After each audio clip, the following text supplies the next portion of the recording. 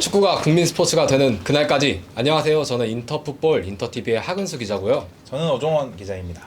네, 콘테 감독이 팬 여러분들도 잘 알겠지만 굉장히 좀 이탈리아인답게 네. 뭐랄까 좀 이런 화끈하죠. 감정적인 거에 대해서도 또 솔직한 편이고 또 네네. 그런 재미가 또 팬들도 되게 재미있게 보고 있는 것 같아요. 네네. 그래서 저희가 또 첫 번째 주제로 선정을 한 것도 있고요. 네네. 오늘 이제 콘테 감독에 대해서 살펴볼 거는 아무래도 이적 시장부터 시작해서 최근까지에 대해서 좀 이야기를 해볼까 합니다. 네네. 이적 시장에 대해서 또 콘테 감독이 여러 가지 이야기를 했고 그 다음에 좀 롤러코스터 같은 경기라고 좀 보여줬잖아요. 네네. 가장 먼저 영입 정책 관련해서 콘테가 좀 어떤 말을 했었나요? 네, 사실 이게 좀 발단이었던 것 같아요. 뭔가 콘테 감독의 그런 좀 직설적인 그런 화법을 좀 보여준 게 아닌가 싶은데 이 감독이 좀 토트넘의 영입 정책을 두고 얘기를 했던 게 토트넘의 영입 정책이 이상하다.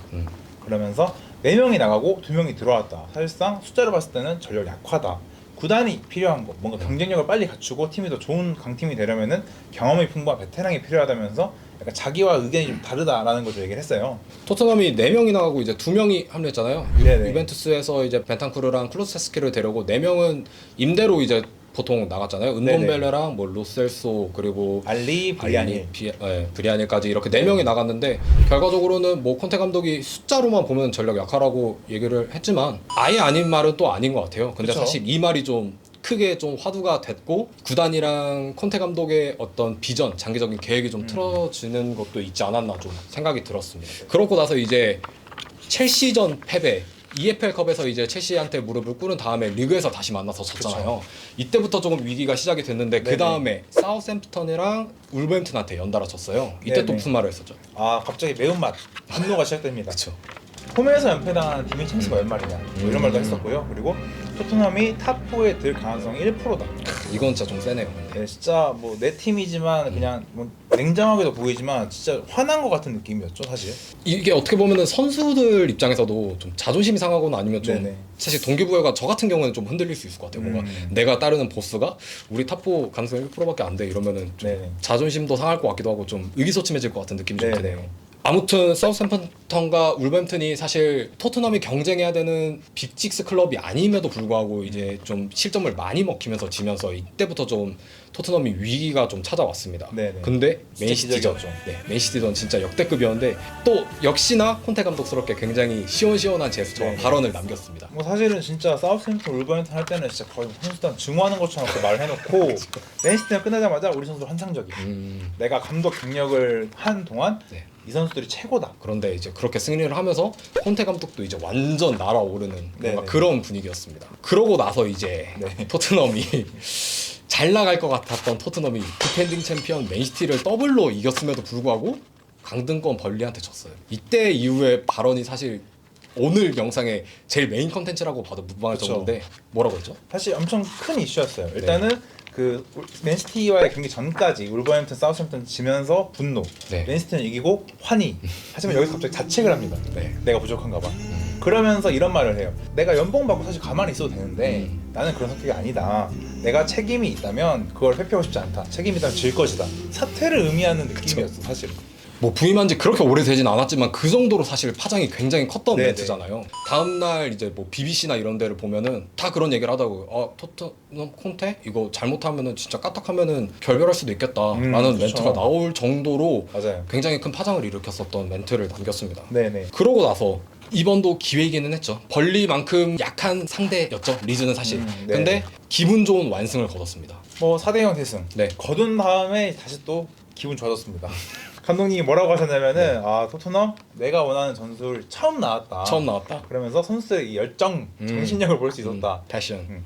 번리전 패배 후 이 선수들한테 내가 질문을 던졌고 이 선수들이 경기력으로 답을 했다라면서 다시 또 어쨌든 분위기가 되게 좋아졌어요.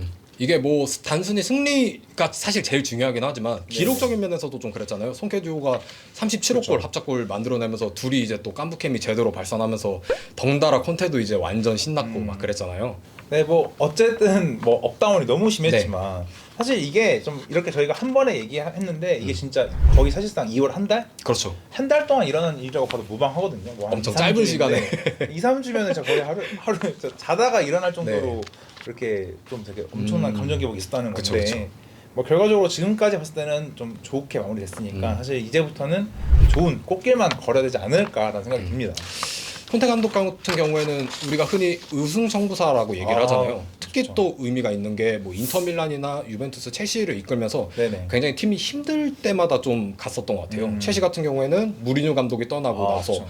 뭐 거스 히딩크 감독이 잠깐 맡은 다음에 맡아서 리그 우승을 시켰고, 네. 인터밀란 같은 경우에도 완전 유벤투스가 씹어먹던 세리에를 이제 네네. 다시 가져왔잖아요. 그렇죠. 스쿠체토로 가져왔잖아요. 그러면서 토트넘에 이제 부임을 하면서 와 진짜 이 사람은 우승 청부사라는 타이틀도 괜히 있는 것도 아니고 굉장히 위기에 강한 남자다 라고 생각을 했었는데, 사실 조금 위기를 겪고 있고 네. 이게 사실 장기적인 미래까지 토트넘과 함께 할 수 있겠다? 이거는 사실 좀 의문이 들고 물음표가 사실 붙는 게 맞는 것 같아요. 뭔가 항상 콘테 감독에 따라다녔던 게 뭐 보드진과의 불화, 네, 뭐 마찰. 선수단과의 마찰, 팬들과의 갈등 이런 게 다 나왔단 말이에요. 근데 벌써부터 토트넘의 영입 정책, 유망주를 발굴하는 것과 콘테 감독이 필요한 베테랑 영입의 강조성 이런 것들이 좀 상충이 되는 걸 보면서 쉽지 않다.